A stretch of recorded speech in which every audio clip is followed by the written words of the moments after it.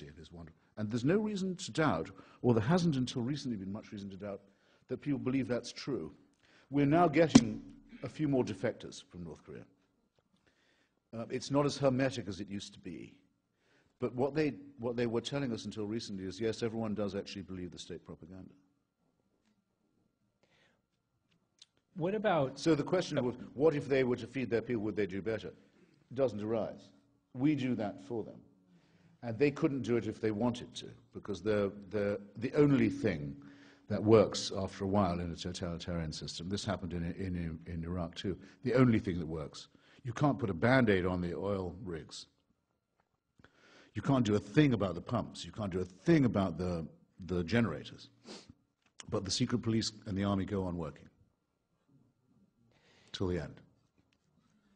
Now, at the beginning of your talk, you gave a very moving description of a man who had suffered torture in Iraq. Here's a question from someone in the audience who'd like you to comment further on the quality of information obtained by torture, and also would like you to consider the confessions obtained from the Bulgarian nurses by the Libyan government, who allegedly infected people with the AIDS virus, injected people with the AIDS virus. Well, the Bulgarian case, which I've studied a bit, does remind one of inquisitional type tortures, the tortures of Christian Europe, sanctioned by the papacy, where it was just a question of how much can you get people to say. It was sort of a game, you know. Did you, in fact, change yourself into a vixen at the full moon and poison the crops and so forth? Yes, I did. You can make people say that. Are you a hermaphrodite? Yes. That kind of thing. The people who waterboarded me actually once, at one point, said, we can get you to say you're a hermaphrodite if we want. And I realized I don't know how I look to people suddenly. They quite possibly could. But that, of course, is too lenient, is too easy an objection to torture. I mean, there is a big objection to torture, and otherwise there would be no moral problem about it, which is it can get real information. Of course it can. Not for long, I think. I think the well becomes tainted, and I think diminishing returns would be hit quite quickly.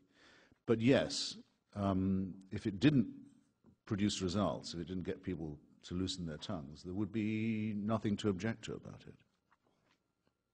Well, one of our audience members would like to follow up on your question, since you mentioned waterboarding. Why did you make the decision to do that? Well, because I thought that there'd been enough argument on every side of the case about should torture be used, are there exceptions, is it torture anyway, within the real meaning of the act, does it violate the Geneva Convention, and so forth, that was becoming boring. It was becoming a routine argument. And so the only way I could think of breaking into the argument and trying to reopen it was to subject myself to it and say, well, or have myself subjected to it, rather, and see what that taught me, which was actually quite a lot. So what did your colleagues and family say when you told them that you were going to do that? Well, they were slightly, I mean, I have to give you the most truthful answer, as I've said to my interrogators. I owe you the best answer I can give you. I'm slightly surprised to get my letter of the night before saying, just in case, here's what I want done. Because I'd had to sign a paper that pointed out to me that you could very easily die from this. Not from drowning, though, by the way, don't believe what they say to you, that it's a regular thing in the New York Times, waterboarding simulates drowning. It doesn't simulate drowning, it is drowning, except in slow motion. It's the real thing. But because of that, you can get a stroke or a seizure or heart attack. And I'm 60 now. So I had to be indemnified against all this. So I thought, well, I better make some provision and preparation. So I wrote to Carol and said, just in case. I think she hadn't expected to get that. Nor had I been expecting to send such a message for a Vanity Fair assignment. But there you go. These are strange times. 60 seems like a good age to write a memoir, and in fact, rumor has it that you're at work on one. Oh. Is there any juicy stuff that we can look forward Sure. to?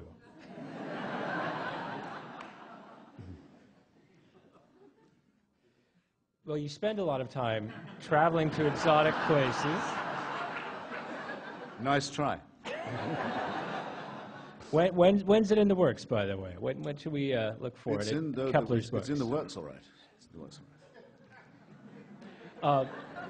So where are you headed for next? What's next on the travel itinerary? Poland, which is actually to do with the memoir.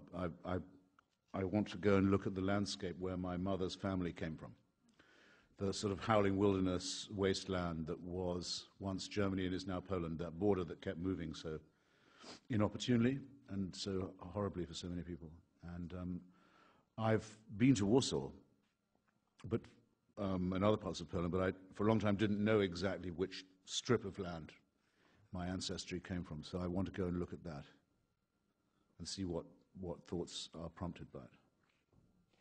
Well, from Poland, let's hop back across the border to the former Czechoslovakia for a moment. So when you were in Prague, what did they charge you with? Did they plant narcotics in your suitcase like they did to Jacques Derrida, or what did they come up with? The charge, if they had made it, would have been hooliganism. We were told. Because it sounds so awful. And because it can cover almost anything. But it consisted of attending a meeting in a private apartment and bringing printed materials in there and so forth. But we were told that was what we'd get if we continued to object. In the end, we were just deported, a deportation stamp put in the passport. In your opinion, would the world be a better place, more peaceful, organized, and civilized if organized religion did not exist? Yeah. Bien sûr, it would, yes. It would. And one audience member wants to know, which religion or belief system do you find the least repulsive? Well, no, it's a good question, because I do say, and I don't just do it to have a provocative subtitle, that religion poisons everything, and people say often when I go and speak or debate on religious sites and campuses and holy territories and so forth. You mean everything? I mean chess,